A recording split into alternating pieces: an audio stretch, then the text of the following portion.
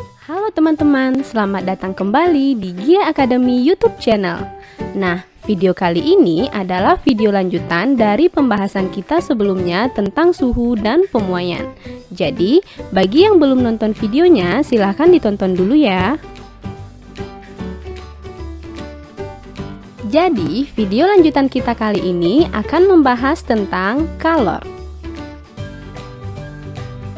Tahukah teman-teman apa itu kalor? Kalor atau panas merupakan sebuah energi yang mengalir karena adanya perubahan suhu dari benda bersuhu tinggi ke benda bersuhu rendah. Satuan kalor yang sering digunakan adalah kalori atau joule. 1 kalori setara dengan 4,2 joule. 1 joule sama dengan 0,24 kalori. Banyak kalor yang diperlukan untuk menaikkan suhu suatu benda dinyatakan dengan persamaan Q sama dengan mc delta T. Dengan Q adalah kalor yang diterima atau dilepaskan, satuannya joule, M massa benda dalam kilogram, C kalor jenis benda yaitu banyaknya kalor yang diperlukan untuk menaikkan suhu 1 kg zat sebesar 1 derajat Celcius atau 1 Kelvin, yang satuannya joule per kilogram derajat Celcius. Kalor jenis air nilainya 1 kalori per gram derajat Celcius atau 4200 joule per kilogram derajat Celcius. Dan delta T adalah perubahan suhu benda dalam satuan derajat Celcius.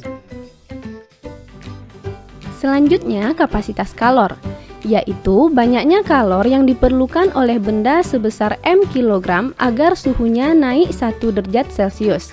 Kapasitas kalor ditentukan dengan rumus C sama dengan Q per delta T atau C sama dengan M kali C.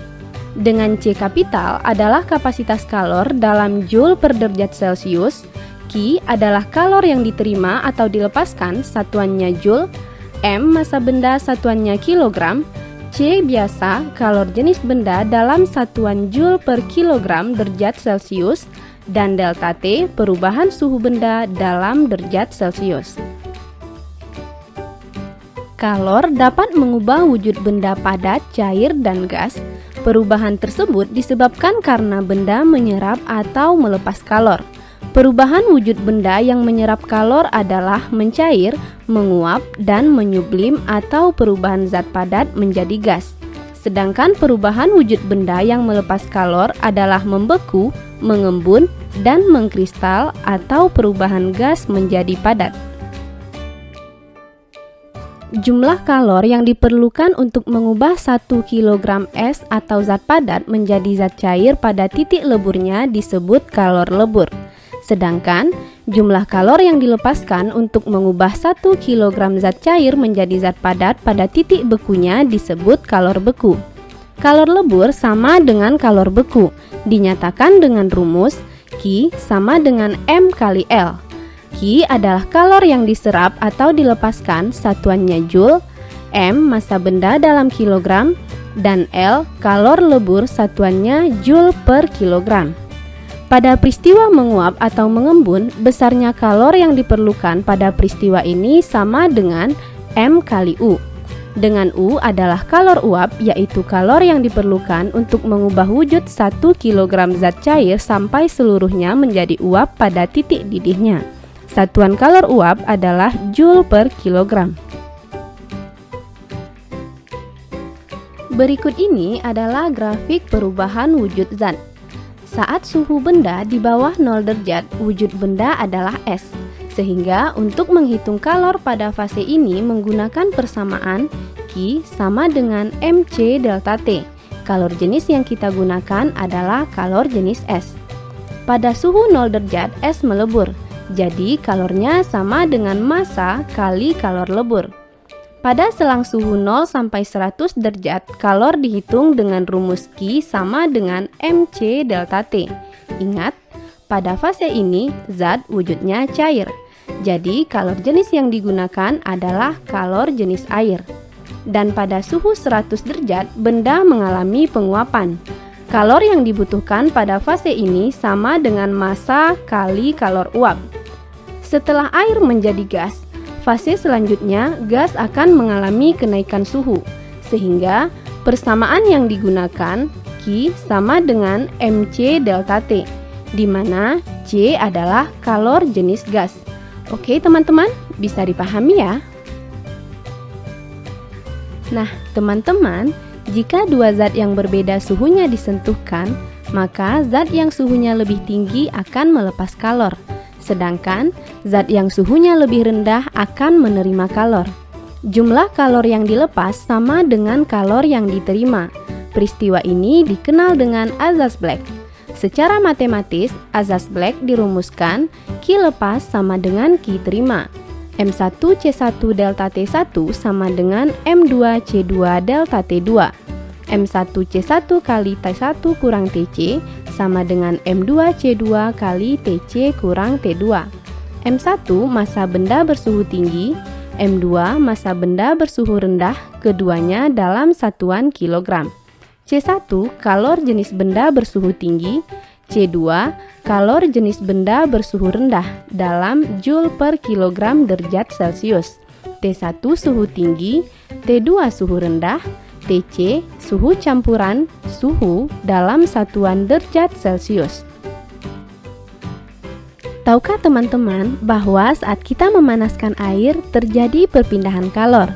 Perpindahannya terjadi secara konduksi pada gagang tutup panci, konveksi pada partikel air, dan radiasi berupa pancaran panas api di sekitar kita. Sekarang, kita akan membahas satu persatu perpindahan kalor tersebut.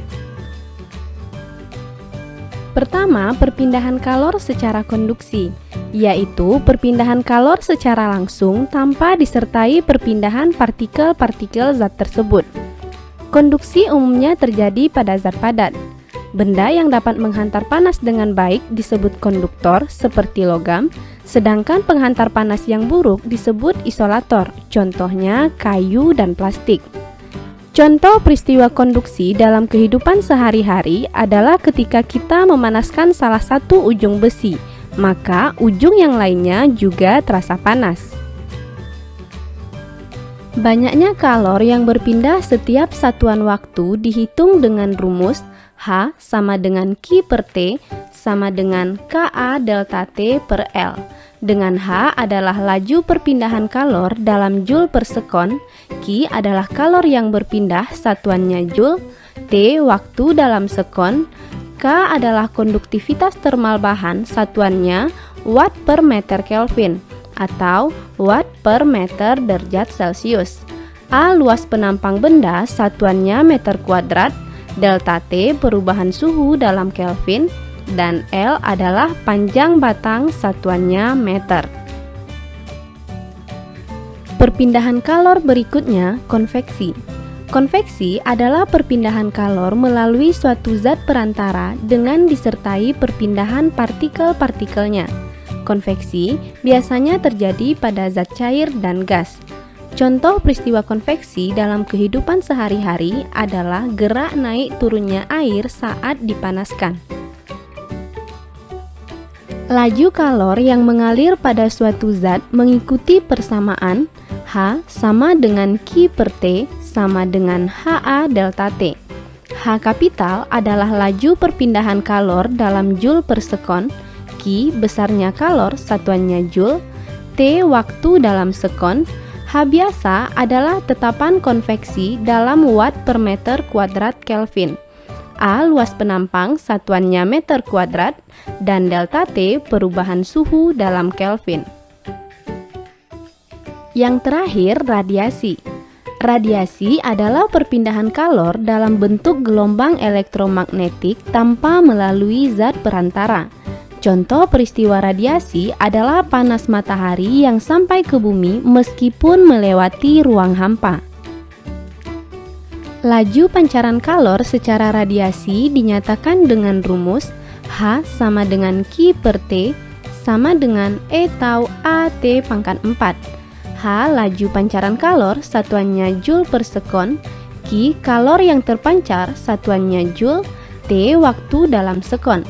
E merupakan emisivitas benda yang rentangnya antara 0 sampai 1. Benda hitam sempurna emisivitasnya bernilai 1 dan bernilai 0 pada benda yang memantulkan seluruh radiasi yang diterima.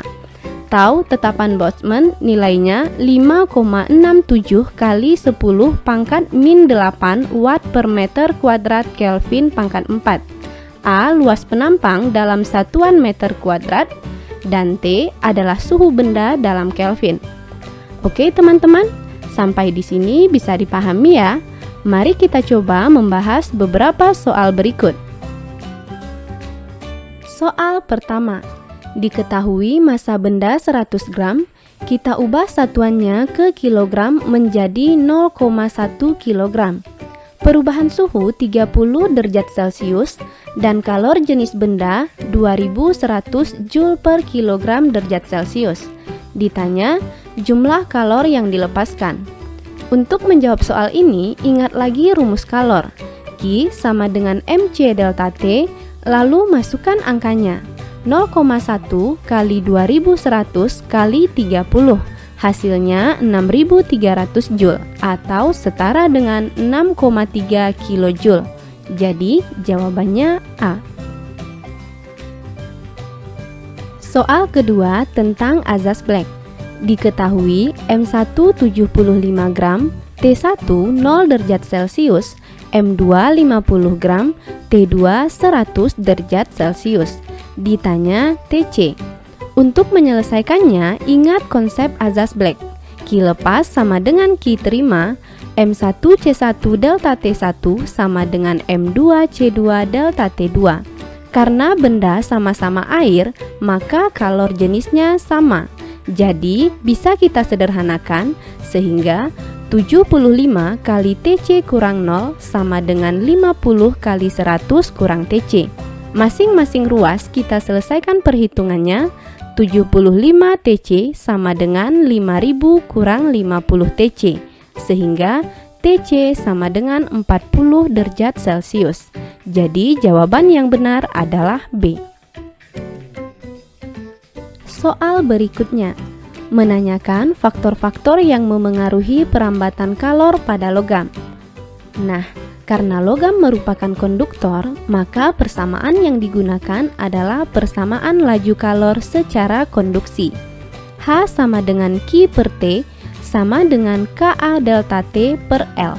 K merupakan konduktivitas logam, luas permukaan A, delta T perbedaan suhu, dan L adalah panjang logam.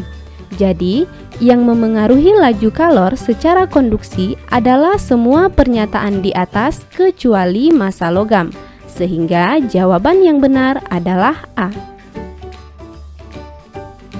Soal terakhir.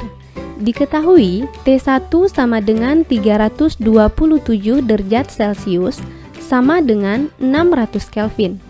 T2 sama dengan 27 derajat Celcius sama dengan 300 Kelvin. Ditanya Q1 banding Q2. Soal ini kita selesaikan dengan perbandingan rumus radiasi. Q sama dengan E tau AT pangkat 4. E, tau dan A besarnya sama, jadi bisa kita sederhanakan. Sehingga perbandingannya menjadi Q1 per Q2 sama dengan T1 pangkat 4 per T2 pangkat 4 sama dengan 600 pangkat 4 per 300 pangkat 4. Kita sederhanakan sama-sama bagi 300. Q1 per Q2 sama dengan 2 pangkat 4 per 1 pangkat 4. 2 pangkat 4 sama dengan 16, 1 pangkat 4 sama dengan 1. Jadi, Q1 banding Q2 sama dengan 16 banding 1.